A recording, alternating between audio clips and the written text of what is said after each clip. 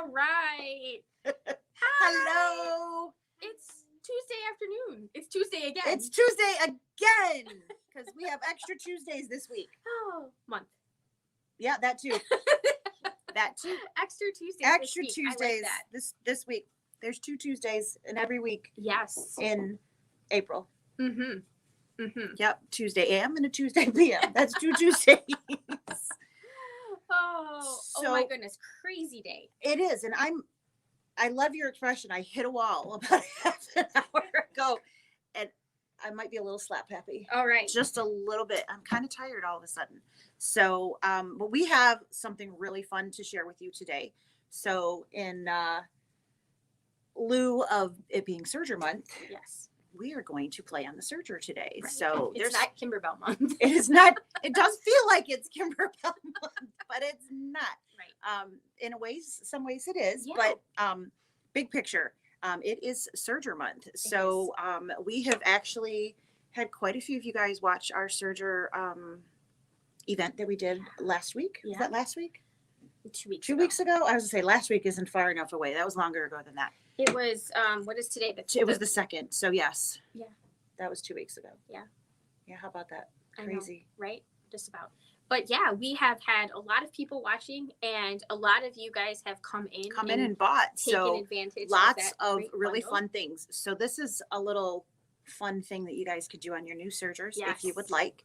I had a lot of fun getting samples and things. I don't always take a lot of time to just sew to sew. Right. So it was kind of fun to just play a little bit. Mm-hmm. Let's try this thread. Let's try that thread. I forgot my scarf.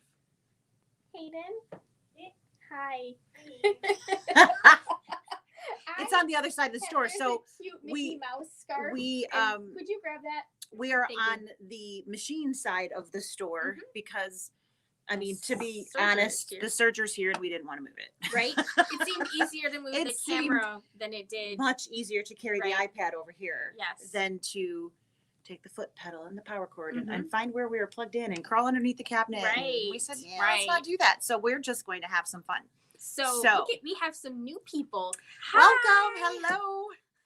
I love your name. So thank you for all of you who are joining us for the second time today. And now you have your scarf. I have my scarf. It doesn't match my shirt. It doesn't today, match but your it'll shirt. be really cute So later. we color coordinated again Mhm. and without Accidentally. planning again. And we had the conversation of maybe we should just start planning it. Yeah. And then We'll match. we'll always match because Right. how fun is that, right? So It's funny how often that happens. it actually kind of is. And then it's funny when like everybody in the store wears green except one person and they walk in and they're like, why didn't I get You the didn't memo? Get the memo. I didn't get the memo to wear green or whatever it happens to be.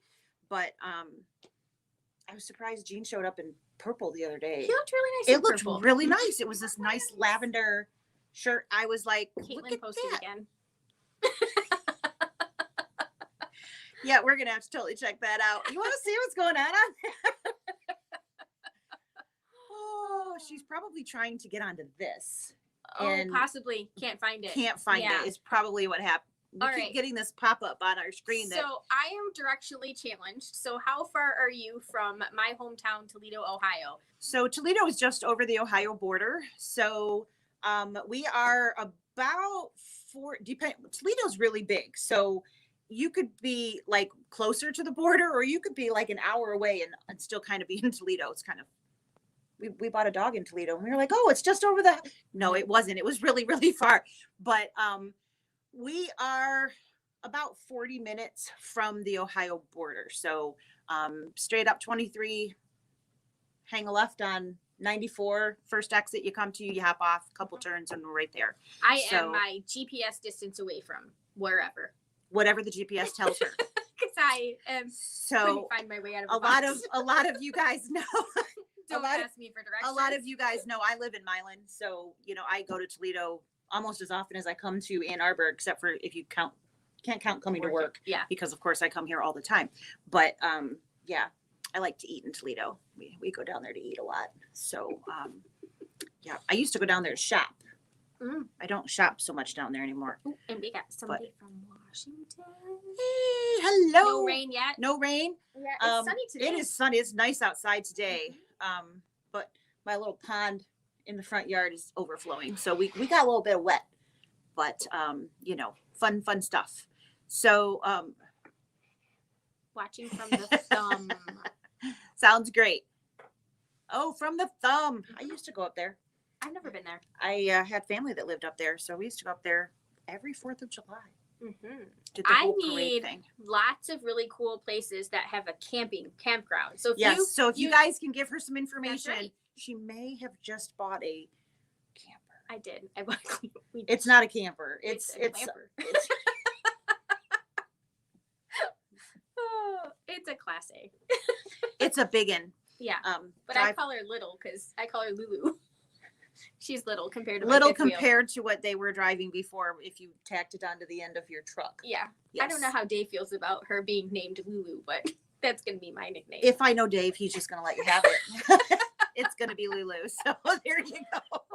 So yes, come take a road trip. Mm-hmm. We'd love to see all of you from wherever you happen to be. Yes. You are always welcome. So and tell me where you're from and how to get there. Right. In a nice way. I'll tell you where to go. There you go. Absolutely. Oh my God, we totally got off track. Off track big time. So hello to everyone. Let me talk about our clothes. Thank you. I told you I was slap happy. I warned them. Yes. Like, I don't know how long ago that was. 7 minutes ago. I warned them. Yes, you did. Fair warning. So Serger month. Serger month. And Lisa had. I'm so impressed because you don't usually just goof around and play with. No, I don't usually have the time to do that. So you don't take that time. I have done all of this before, but it's been a little while, and so I didn't want to be. Sarah, why don't you talk about this? Because I don't remember. So I did a little playing and had a good time and played with some different threads, and I challenged myself with some threads that didn't really work all that well. Sometimes that happens. Not because of the thread's fault, just on how it was wrapped. Yeah. It was sewing fine. Unfortunately, it had a lot of extra tension on it because it wasn't coming off the spool, which isn't really a spool. Yeah. Anyway, we'll show you that in a little bit. Mm-hmm. So what we are going to do today is called Serger crochet lace. Mm-hmm. So we've talked about the loopers kind of being like knitting. So they, they're doing one of these things and they're creating a stitch, kind of like your knitting needles do. You knitters. Us knitters. Yes. I did this weekend a little bit. I did. And then I got bored and I stopped. So I built Legos instead because that was so much more fun. So over here you can see on this beautiful camera, we have this gorgeous lace. And how about if I make that bigger? How about if I back up a little bit? Oh, look at that. There you go. Okay. So this is all done on the serger. Mm-hmm. So this piece happens to be a kind of a technique piece that Sarah did in a class a couple years ago mm-hmm. at Baby Lock Tech, which is kind of like the convention for the year.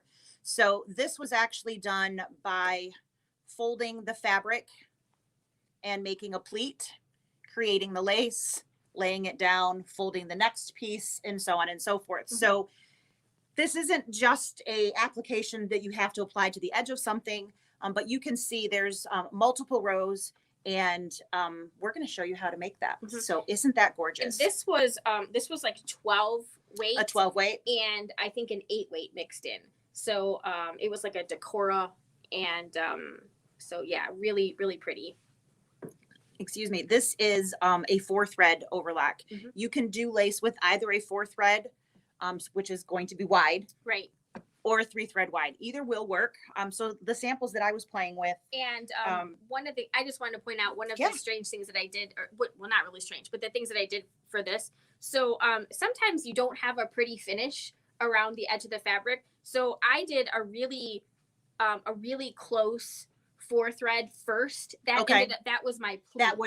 That was mm-hmm. keeping the fabric the way you needed it to be. Exactly. And then I built on that part. So your first layer of stitches, which is what you did here as well. It is. When you do the stitching, is sometimes you don't want to be able to see. So like the difference between here and here. Yep. So this one over here is a 4-thread with a very wide long stitch length. So Yes. this looks like a 4 to me. Mhm.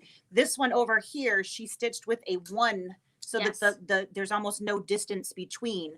And you can see that it gives a really nice starting point in a pretty look. Yeah. So I didn't do that on any of mine. So maybe we can do that on one of the other things that we do today. It kind of just makes it look like you're almost doing it on ribbon or Yep, it gives it that finished edge. right. So it's not Yep. so loose, and it just it kind of just makes sometimes it just sort of blends in underneath it Yep. a little bit better. So No, I think that's a great point, especially if you're adding it to something versus burying it underneath something. absolutely. It gives it that look. So you can take this and stitch. You can put these underneath. What are these cuffs? You know, wrist thingies. Wrist thingies. Yeah. And you can actually take that piece of fabric and sew that fabric in so it has a good base Mhm. to where you wouldn't see it, and then just have the lace coming out the edge of the cuff. Absolutely. We saw one of those actually the year we went together. We did. And Yes. it was beautiful. I was like, was. wow, I can do that. I know how to do that. But or even underneath a pocket or something like that. So Sarah has this really cool pillow she made for the class that she taught with lace. Gosh, it's been a couple years. Yeah, about 3 years, I think. And evidently it's not in quite as good condition as it was the day of class. Yeah, our new kitty has decided that the pillow is hers, and so she hasn't destroyed it, but she licks the thread. So there's it's just gross. I washed it and it's like no, it's not still taking that anywhere. just gross. So it's just hers now. So I didn't bring that in for anybody to see, but I made a really, really long piece. Really long pieces, and then stuffed it around the edges. edges. And it was really pretty. You know, you could go around the corners of your pillow. So if you had like a flange, you could actually go all the way around and make a lace edge to a pillow that's been finished, basically, and just add that technique to it, or sew it on there. Right. So this is the scarf that Hayden had to go find. So Right. this is our really cute Minnie Mouse. Actually, I guess it's Mickey because there's no bow. Yeah, right. But he's got pink. But he's pink. He's pink. Yes. So there's nothing special to it. It's just knit fabric, and I just cut it, and I did a rolled hem on the side, and then I just did a couple of layers on this. I really wanted to put like some fringe or something on there, but I didn't have any. But I did have thread, so I just added that to little the bit edge. of something. Right, and it's been washed a couple of times. So when it gets washed, it sort of I don't know, it kind of shrinks in because this was cotton thread.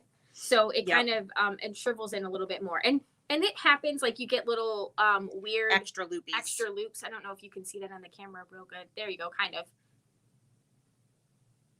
Anyways, there's a thread there. It doesn't really matter. You can pull it in. There's a thread there, we swear. You can kind of just take a crochet hook and pull it back in. Yeah. And it'll be fine. Or you can just let it hang just to create more interest. Always can do those things. Right. That was a 12 weight cotton thread. So thick cotton. Heavy. Heavy. So that is actually what we have threaded today here in this beautiful machine in both of the loopers. We have a 12 weight variegated. I have a matching 40. I think it's a 40. It might be 50. It says on the tube. But a much lighter. Whichever. It's either 40 or 50. I think it's a 50. Yeah. That matches. So same color. So there won't be any, holy crap, I can totally see that needle thread and don't like it, because you will see them. Absolutely. Basically, you are stitching on air. Mm-hmm. I've actually even heard these referred to as air stitches, because we're not actually, once we've started, we're not actually going to be stitching on fabric. No. We're just stitching on top of the thread that we already had on there. So, which is kind of fun. Which is Super kind of fun. easy. So, like I said, today in our upper and lower looper, we have the 12 weight. We are sewing on the Triumph. So, if any of you have not watched yet, I highly recommend watching the Sip and Surge video. It's going to tell you about how the different machines work, what the differences are, why this one is so much better than that one, or vice versa. This is the top of the line machine, which Sarah and I tend to sew on whenever we have the opportunity, because that's what we sew on at home. So though I have an Ovation, which is a many year older version of this machine, I think it's really funny. I never forget to put my foot down when I'm here and I sew on this machine. But when I go home and that one doesn't have a safety feature in there to keep me from sewing with my foot up, Forget all the I time. forget all the time. I just like, really? Do you think it has to do with the placement of Possibly. the lever? Maybe. I don't know, but it's annoying. Yeah. But that is one of the things that I love about this is that if your foot is up, you can stomp on that gas pedal until your foot hurts and it isn't going to go anywhere. Right. So you don't have that really yucky set of stitches that you're like, why does it? Oh, you answer your question even before you've got it all out of your mouth. You're like, Yeah. oh, I didn't put the foot Yeah. down. And you get those really yucky loopies. Exactly. And they aren't easy to get off. No. Serger stitches are not super easy to take apart. I am I've mentioned this before. I'm a huge fan of knee lift option.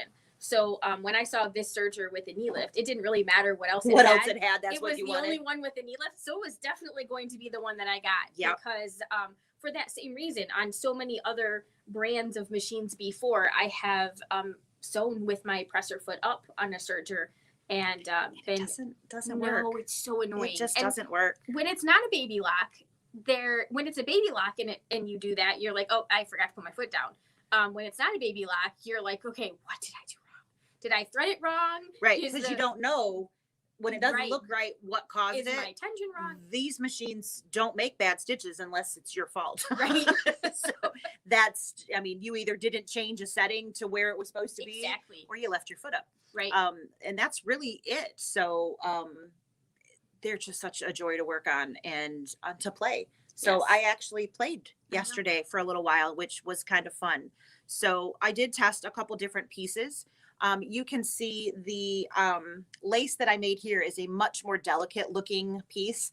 This is just done with embroidery thread. So it's not anywhere near as heavy. It's much more see-through.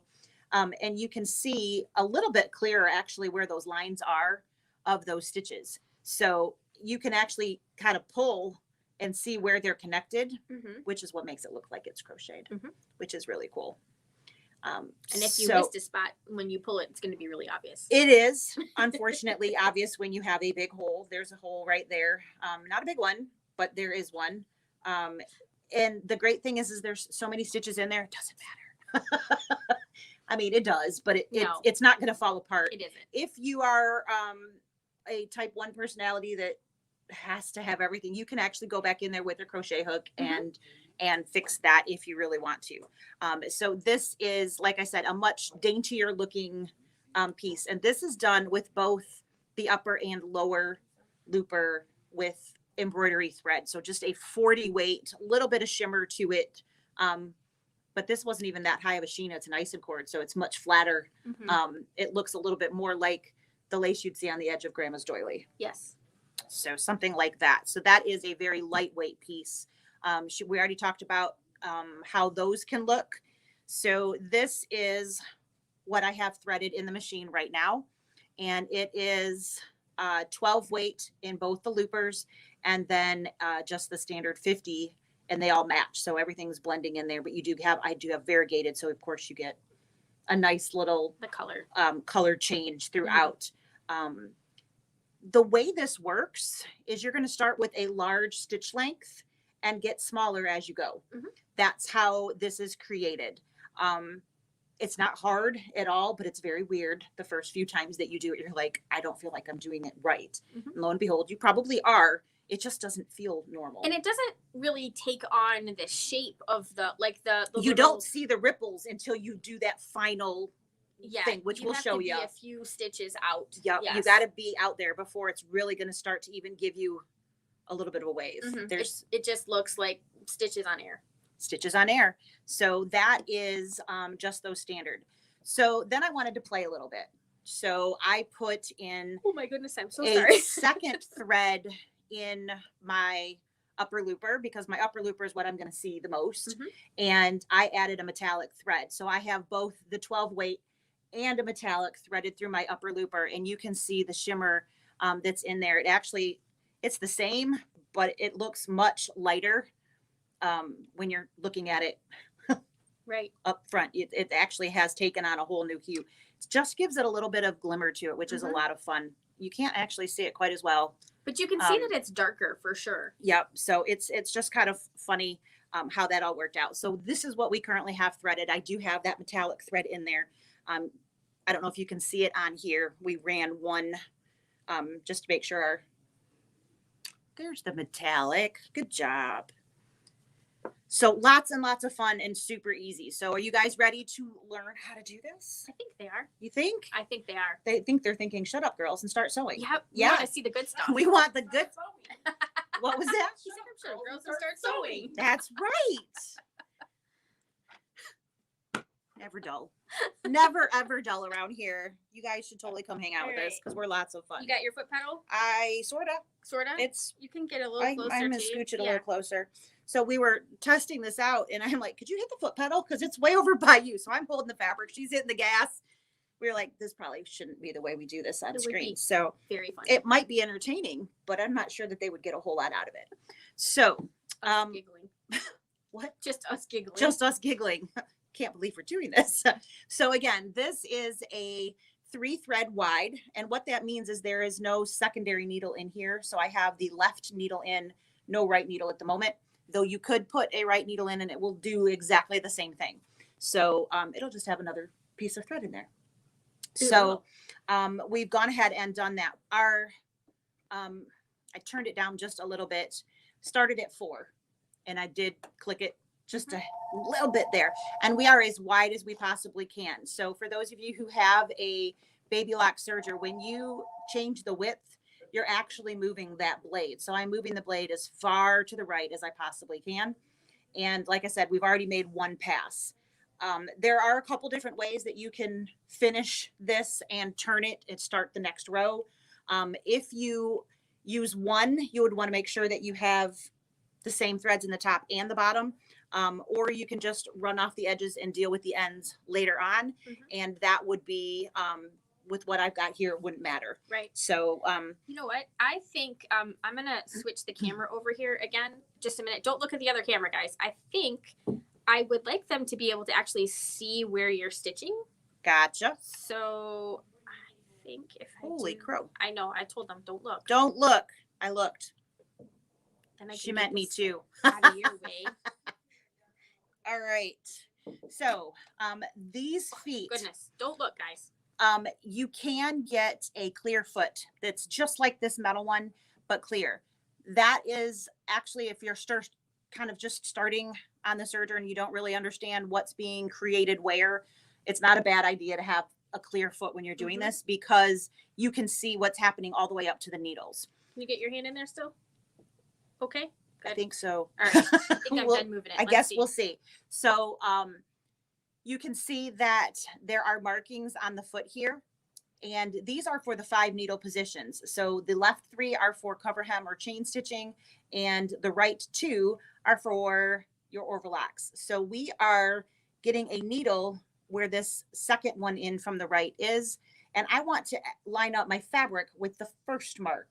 So again, I've made one pass on here for a 3-thread wide overlock with my stitch length at 4. And now I've got it clicked just a little bit down, and I'm going to run a second one. And I want to keep that thread right on the edge of that thread, right on that first needle mark.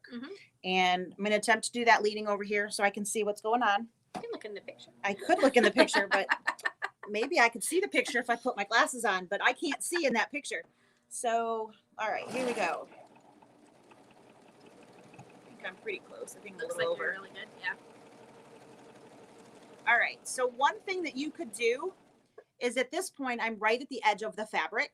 I can give a couple extra stitches and I could lift the foot and literally flip the fabric over and tuck it back in and then sew back the other direction. So that gives you a lot less fabric at the end, thread at the end to have to figure out later. But as I said, I don't actually have,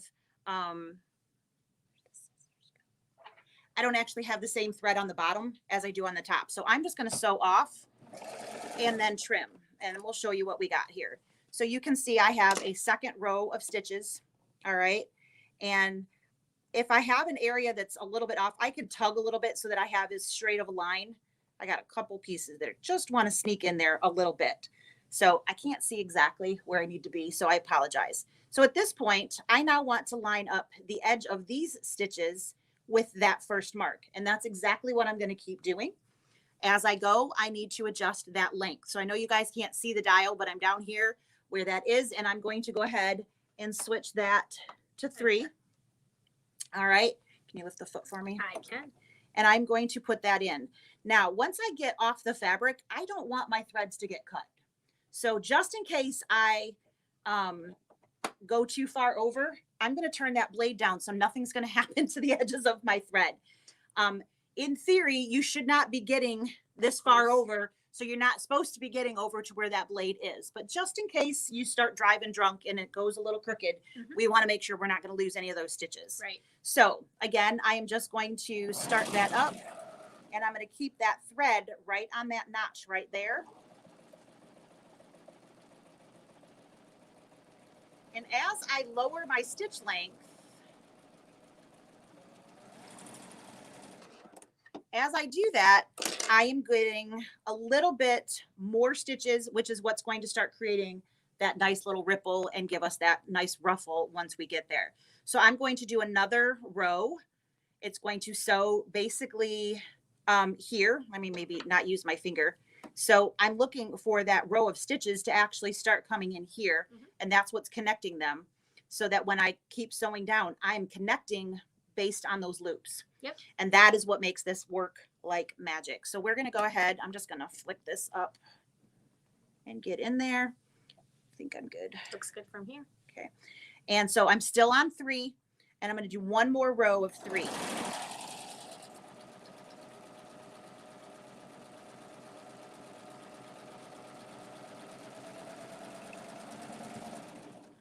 All right.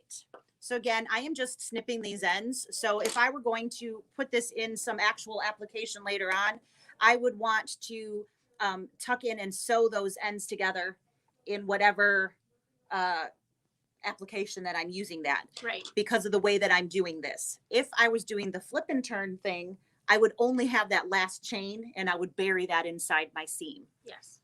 All right. So you can see now this is getting longer and longer. So I need to now turn that knob for my length down to 2, and we're going to rinse and repeat. So the thing that we're changing is only the stitch length.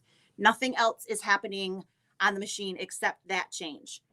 So if you think about the reason why we're changing the stitch length is that we started here. So let's just use the mathematical equation. Yep. We have 4 stitches per inch. So in my first row of stitches, I had 4 stitches per inch. On my next row, I bumped that down to 3. So now I have still an inch, but I have 3 stitches per inch. So what it's going to do is it's kind of drawing it in a little bit. Yep. Which then kind of creates the ripple stretchy effect because you're adding less stitches. So it's kind of pulling. So it's a really neat effect, but that is why we're adjusting the knob. You're not really seeing a whole lot right here. No. It's just stitches on stitches at this point.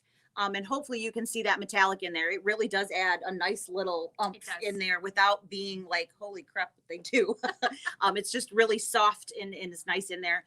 And just from somebody's going to ask or think about it later, that is Kingstar metallic thread that I have in there. So there's literally no glitches with that thread. It's so much fun to sew with. Yes. So depending on how long we want our lace to be, if this is the goal and that's as far as we want, how many rows we're stitching is important because that's what we're wanting to do. If you want just a little ruffle, you're going to basically go from 4 to 3 to 2 to 1 all the way down. If you're trying to make it a little bit longer, you can do 2 of each rows. If you want it to make even longer than what those 8 rows would be, not 8, it would be 1 of 1. You only want to do 1 when you're at 1. You'd be very frustrated if you tried to add another one onto that. Right. But if you want it longer than say that, you would want to extend out your 3 and extend out your 2. Right. Not the 4 and not the 1. So you want to bump in the middle length if you want to make that longer. Do you have anything to add to that? Nope, that's correct. Okay. Well, I didn't know that. I mean, I knew it was correct. I just didn't know if you wanted to add. That sounded perfect. I gotta get a little more space in there. All right. Sorry, didn't mean to reach in front of you there. Okay. All right, so I am at 2, and I'm going to do 2 rows at 2. So we're just going to buzz that right along. And again, we're watching that notch there for our position. And you want to make sure that those loops are lying nice and flat so that that needle thread is catching them. Not too bad yet. The next row is going to start to have a little bit more of a ruffle. We'll have a little bit more thread in there to actually deal with. So what you can see now, it's starting to get a little bit of a ripple. Right. And I missed somewhere. Crud. Look at that. See, once you're not sewing in front, it's really hard. Really hard. So that is what happens. I certainly could come in here and catch that up, but I'm not going to do that for today's purpose. I'm just going to start coming right here. So I'm going to do one more row of 2. Can you lift that for me? I can. And I'm going to make sure that I am in there. I think that was the problem. I didn't have that caught. It's definitely harder the further out you get. The further out you go, because you can't see, which is where that clear foot would be nice. And the stitches are bunching. Yeah, so they kind of move. They like to move once you get them under the foot, and a lot of times they move. Actually, that's reverse. They move that way, away. Yes. And then you're not where you thought you were. So I can see that I should be right up on those stitches, and we're going to go ahead and make one more run of 2. So you can see I've got a little bit more thread here. I want to just make sure it's lying nice and flat as it goes through. Again, keep an eye on that notch and make sure that your thread is lining up with that. So now I have even more of a ripple, which you can see greatly really jumped up in there, right? So this is the finishing one. This is the hardest part, which as you can see, this is not hard. So I just kind of make sure that I'm not missing anything. And I pull that out so that hopefully everything is at the same length. So sometimes you'll have a loop that doesn't pull out quite as far as another. I like to make sure that my rows are as straight as possible before I put them in there so that I don't have any issues. So I'm going to come down here and turn that down to 1.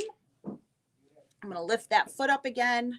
Where do I need to go? And now, like she was saying, we've got, so when I use my analogy of 4, 3, 2, 1, the reality is it's like it's doubling and tripling and quadrupling them. It's not really deducting them, but that was just an analogy. So now you can see she's putting in a ton more stitches, and that's what's creating this ripple. So it's going to be hard to keep everything flat. It's going to want to like pleat. It's going to. And so I find it a little bit easier if you kind of come at it at an angle. Because I can stretch that out, where if I'm coming straight, I've got a big bunch that it's going to just tag it in, and it's not going to do what it's supposed to do. And that's where you're going to get the skips and the loops. And then you're going to get loops because it'll miss and it won't catch. That's right. So if you come in at an angle and still make sure that that's coming in to the foot at that point on your foot, you should be good. What you don't want is a big ball of this to go in. All right. So we're going to go nice and slow now. We're stitching at a 1. And again, you only want to do this row once. So trying to catch that again another time, you're going to not like making lace. And this is super fun and really, really easy. So is there any questions? Are we good? We're good. All right. So again, I'm just going to go nice and slow and make sure that I am able to get that thread pushed in and as flat as possible going on that notch.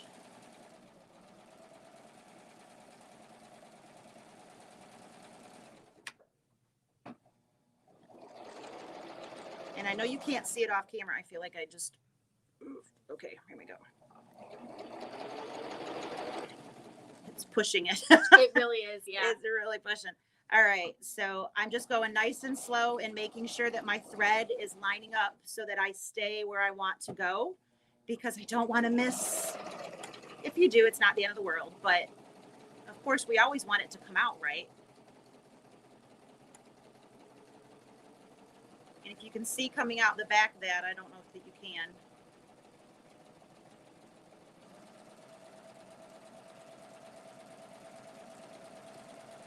All right.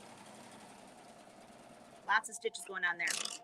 So now you can see we have that tight stitch right along the edge, and that we have a lot of ruffle on there. So that is how you get that ruffle, is by adding all of those bulk.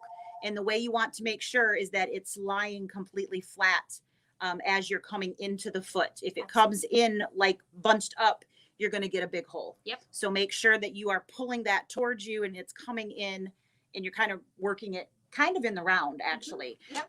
So speaking of the round, Right. so this can be done. You can make, I have seen samples on the web of, you know, burp cloths that just have a cute little ruffle for little girls. But you can also make a doily or something to that effect. So we just have a oval of fabric here. Ooh. And it has the same fabric on the back as it does on the front. I have done two things. I have put a pin in the middle so that it stays hopefully together so I don't have weird edges all the way around. And I have put a second pin somewhere. Doesn't matter where in all reality. I think this is an oval, so I thought the center of a round longer side would be a little bit easier. And what that's going to do is it's going to tell me where I started. All right. So what I'm going to do is literally sew all the way around. And instead of having to connect the next row, I just shift out a little bit. And the only way I know where to shift out a little bit is by a marking. So that's what the pin is there for. So, So of do course, we want to do one row of like tight stitching so that we have can a do pretty that. little band? yeah, So we we're can already at absolutely do that. one. We are at one. I have my blade down. Do you want me to put it back up? Do you think I need it? Probably not. And then this way we can make sure that we don't forget. Do I want to come over here? Or do you? I think you're pretty good. Okay, so keeping on that. Yeah, if you like if you're paying attention to kind of like right here, Okay, that's gonna be in there ish. Go ahead and flip back real quick. Yeah. So what we're discussing is where to place the fabric for that first time around. So what we're going to do is we're going to do one of these super tight stitches so that we have a really nice edging because we're not going to be burying this. So we want that edge to be really, really pretty. So we are going to place that basically, I got caught on a needle or something. There we go. Okay, thank you. So this notch on the foot is a decent guide, but I want to go just a hair farther to the right. So I'm actually using the metal right there under the foot as my guide of where I need to go. Sorry. I want to start where my button is or my pin is. Where your pin is. My pin is. All right. So I am going to go nice and slow. This is a lot of stitching. So unfortunately, this first round robin. Round. It's like a round robin. It's a round doily. We're gonna go around. So to answer your question, Rosa, I only have metallic in the top looper. I certainly could put it in the bottom. I only had one spool open here and I didn't want to open a whole nother spool of thread just for samples. So I just used the one that we had, but yes, you absolutely could put it in both. Sorry, I'll call her back. All right. So I'm just going to go ahead and get started. And again, I don't have my blade up, so I am just going to go nice and slowly and keep that fabric edge right. How are we doing back there? Looks like we're doing pretty good.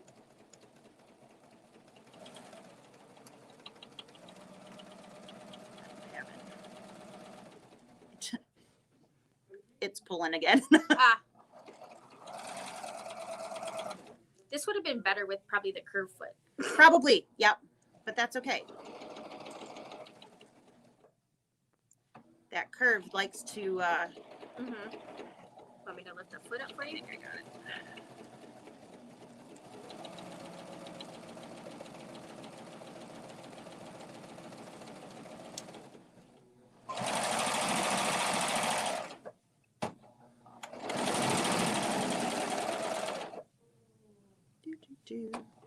So we're a quarter of the way around. It's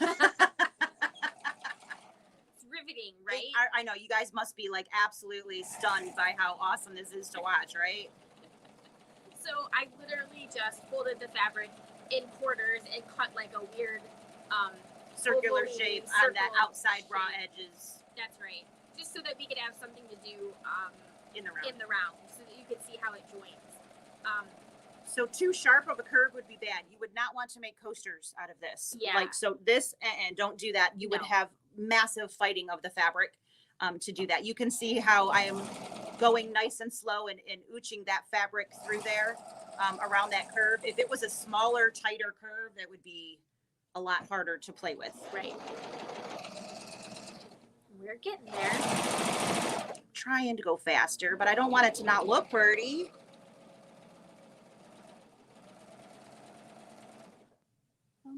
Ooh, I got the pin. I found it. It's a good thing we lost it. Yeah, not. So I'm not gonna lie, I actually haven't done this before. Yeah, so just leave that like out. That will be kind of like your reminder of where to go. Your pin is a good indication, but that will also be a good reminder of where to go. Because you know I like to tell you where to go. Yeah, she does on a regular basis. I usually ignore it. I'm gonna actually listen this time around. All right, so literally. Yeah. Okay. Yep, so just come right up to it. And since your blade is down, you don't have to worry about cutting it. Nope. So you should be just about there. And then you can just start angling. You don't even have to take it out. Then you just start. But we want to change the. Yeah. Ready? Hang on. I pulled it back too soon, I think. Oh, okay. It got caught on the looper. It's going to sew it in. All right, so we're going to change that. So we want to go all the way to 4 now. And I am going to start watching this marking now instead of over here. Yes. So we're just going to, I'm hoping it's not tangled too bad. So, all right, here we go. Looks good. I'm not looking out the back. I'm looking at the front. I meant it didn't seem to be tangled back there.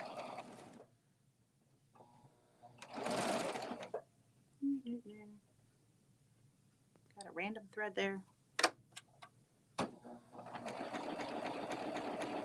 So going in the round, we're literally stitching right on top of where we were.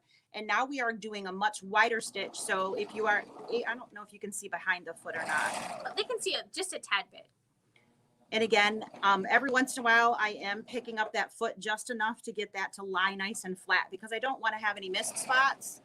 And it likes to fight you a little bit when you're going on those curves.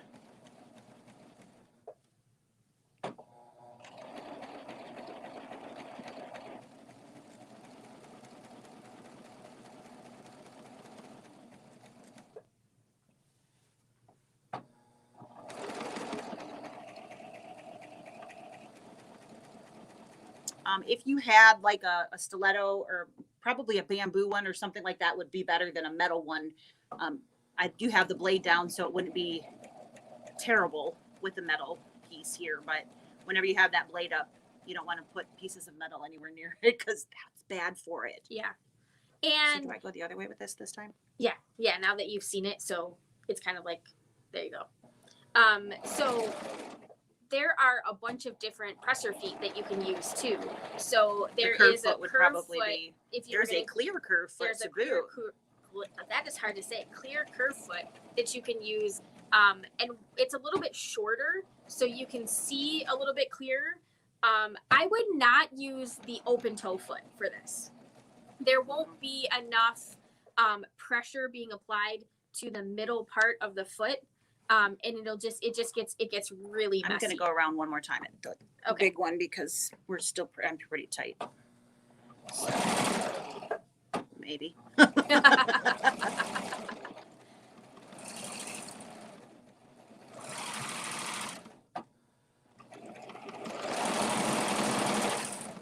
So we have 2 pieces of regular material in here, and it was still really tight to the fabric.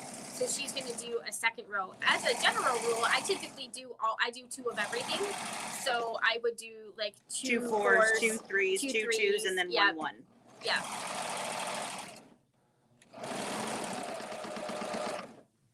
That looks better. So you can see you're kind of starting to build out there. Want me to turn it down? Go. All right, so now we are switching to 3, and you can see I have some extension now of just the thread. I was pretty tight on there before, so that's why I wanted it to come out before I shortened it, the stitch. So we're just going to keep going around, and again, we're staying on this notch is my goal as much as possible, so that the stitches remain consistently. And ironically, when you get past like the first and the second round, it's much easier. It is. It is. I was gonna say it's so much easier than actually even going straight because it really just kind of curves on its own. and it's really easy to do. The feed dogs do a nice job of just kind of rotating that for you. They really do. It's just that those first couple of rounds when you're kind of fighting the fabric. Fighting still. the fabric, yep. All right. And she's going So around I'm on for the round second 2 time. for number 3.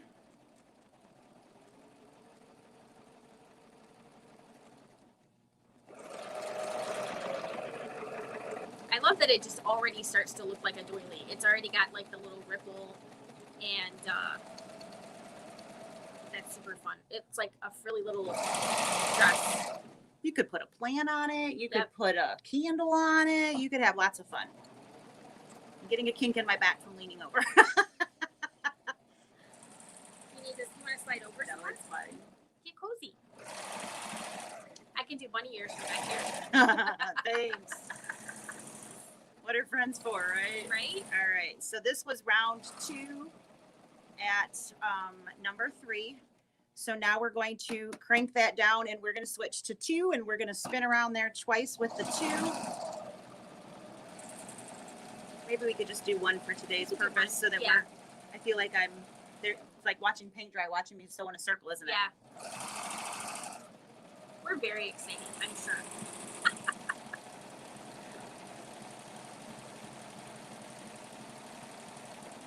But if you remember from like the first round, like I said, when you actually do this in the round, it really is so much easier because the fabric just kind of, it wants to go in a circle anyways. Yep. So it is much, much quicker.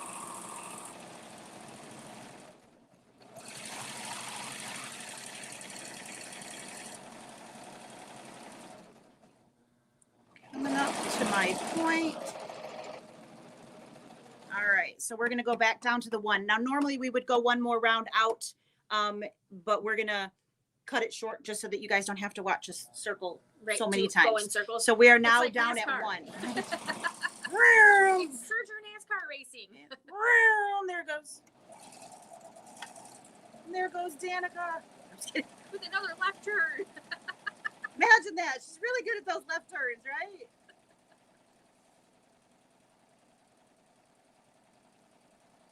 It's so cute. I gotta make a lot of gray accessories for Leabu. She's gray and white inside. Yes, I heard. Would you like this doily?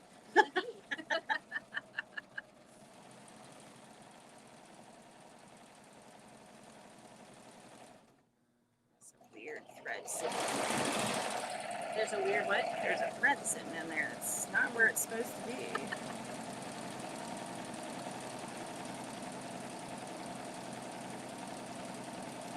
And again, I have more fabric here or thread here than, so I'm kind of pulling back to make sure that I'm not putting in a ruffle while I'm feeding it under the foot. You don't want to pleat it. No You pleating. want it to ruffle, no pleats. That sounds like a Megan Trainor song. Uh-huh. No pleats, just ruffles. No pleats, just ruffles.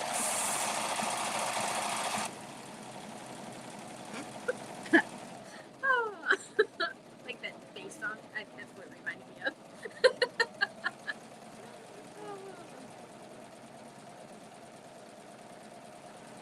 You're never going to be able to sit at the Serger and just think now, are you? No. Thank you for that. I've ruined it for you. That's what friends are for. All right, so I am really close to where I started. And I've got a nice little ruffle coming around the outside.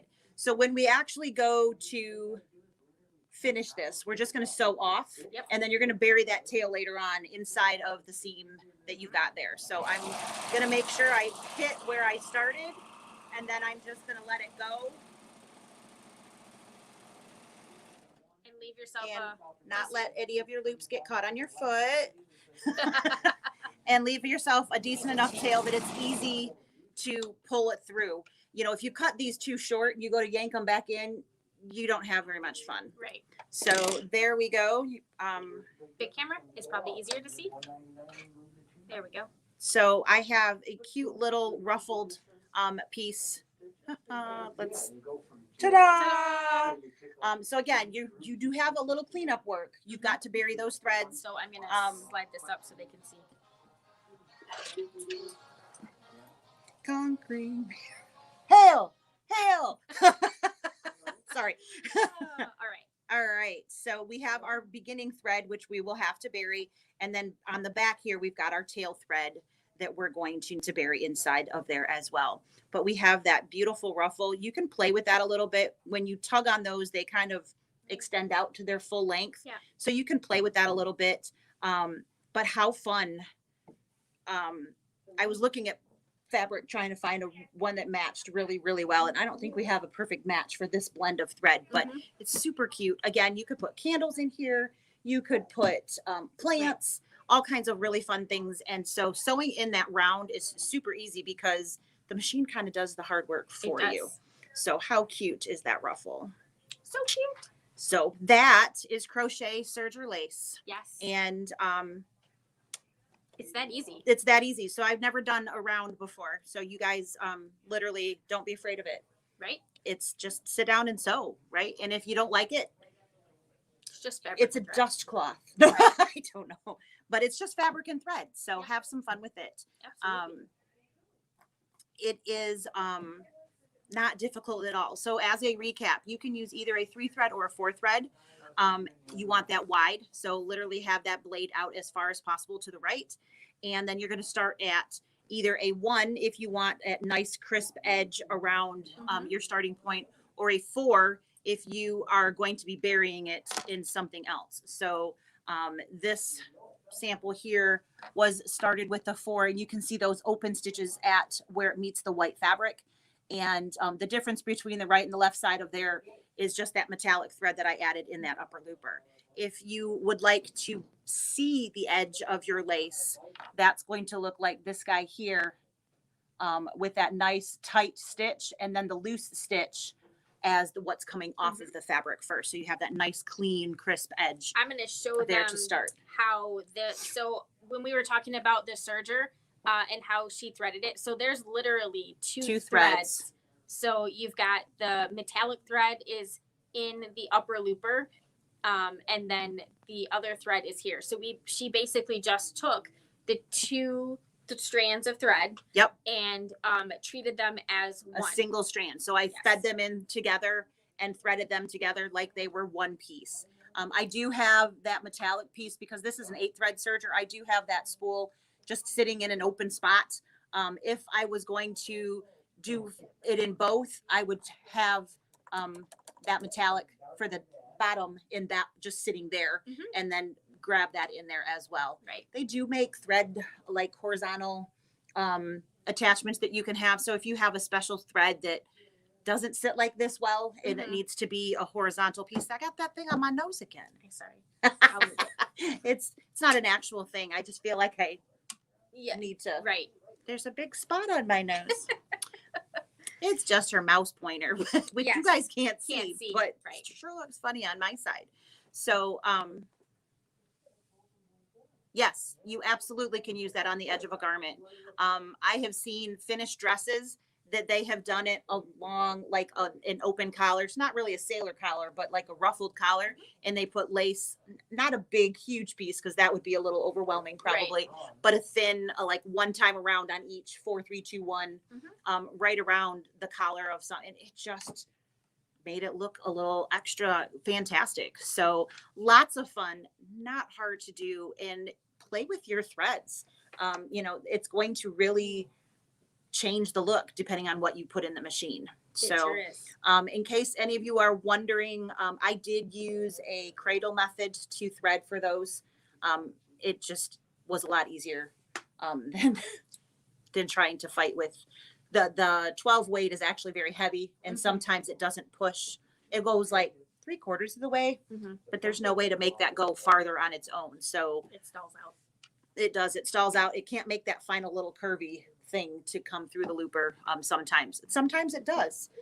There's no rhyme or reason, unfortunately. So give it a shot first, drop it in, push the button. If it goes through, fantastic. If it doesn't, pull it back out, throw through a cradle and pull.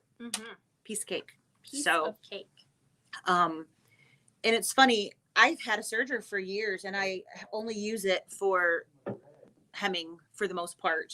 And I've really started playing with it more, and it's a really cool machine. You can do things that you do on your sewing machine, but you can do so much more.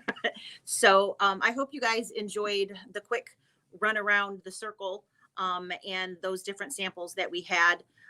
I was really hoping to get that white heavy stuff made. Let's show them what that looks like, so that so this I found at Joann's. I shopped there for yarn. It's like crochet lace. This is crochet thread for making lace.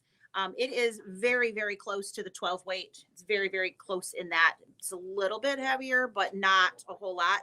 But this type of spool, I was like, well, you know, I took the plastic things off so it didn't get caught on those. I thought, well, maybe it'll just pull. It didn't. So if it was coming off the bottom of this, it stopped. It just didn't make its way out. And the weight of that pulled, and then it broke the thread. So I didn't get, you can see my sample. It just, I could get it to sew, but I couldn't get it to do what I wanted it to do. I kept getting breaks because it would get caught on the, so I've pulled and I've played. What I would really like to do is make something like out of this. So I think that if I just wind it on something, so that it's not an issue coming off of this, I would be just fine. And I would really like to try adding some of this to a cuff of it, like a jean jacket. I think it was really sharp when we saw it. If you take that to like your sewing machine and you put your bobbin winder on low speed, you can hold it like over here off to the side, and it will like kind of just with your hand here, right? You know, like, so it will wind on there. Yep. Because I do that. I use this type of thread when I like to do bobbin work, and that's basically what I do. Same concept. Yep. The biggest problem is that, of course, you can only fit so much. You can only get so much on there. So, you know, and speaking of doing that, I have actually taken in an A-line sweater that made me look like I had hips the size of the United States of America. And I trimmed it down. And the thread that I could only find one thread that matched, and I wanted to make sure that it matched just in case you saw it. So I bought one spool because it was like, it was only available in like 1,000-meter spool. And I'm talking, I needed to make 2 seams like this, right? So I'm like, I don't want to buy 3 of these. Right. So I ran bobbins off of that spool, and I put those bobbins on, I left the biggest pieces that I could get on my loopers, because of course the loopers take more thread than your needles do. But I ran bobbins. So, you know, I mean, we say this all the time. We're just as frugal as everybody else. You know, we don't want to have to spend $30 on thread if I can spend 10 and make something work. So there's certainly lots of options. Toilet paper holder. I'll be darned. I have those. Wait, what?